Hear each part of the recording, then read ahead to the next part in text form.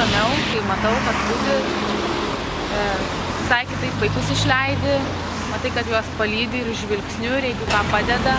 Prie perėjų nusprendėme padėti dėl to, nes daugelis tėvelių nori, jog jų vaikai saugiai pereitų per gatvę, o aš manau, kad reikia pradėti nuo savęs ir mes pradėjome stovėti prie perėjų tam, kad vaikai saugiai pereitų gatvę, ir ne tik vaikai, bet ir suaugę, nes ir suaugę kartais nesugeba taisyklingai pereiti per ją. Kreipėmės į šalia esančią Kauno technikos kolegiją, prašydami, kad galbūt studentai galėtų jaunąją kartą pasaugoti, pabudėti prie perėjų. Ir labai džiugu, kad jų atsirado išties daug.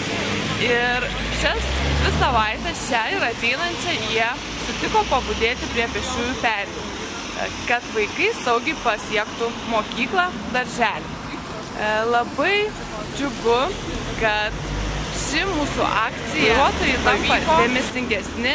Ir norime šią žinutę, šį prašymą nusiųsti ir tėveliams, kad pirmiausia jie turėtų pasirūpinti savo vaikų saugumu ir šią akciją pratęsiant, jie patys čia atsistotų prie pėsčiųjų perėjų. Aišku, būtų labai smagu, kad ir tėveliai prisidėtų prie šios iniciatyvos ir lygiai taip pat visi draugiškai kartu padėtumėm savo vaikams saugiai pasiekti mokyklą. Tai norėčiau palinkėti visiems, kad būtumėt saugus kelyje, dėvėkit atšvaitą, nes tai yra labai būtinas dalykas ir saugiai vaikščiokit per gatvę. Tėveliai, prisidėkit prie šios akcijos, saugokit savo vaikus. Ačiū.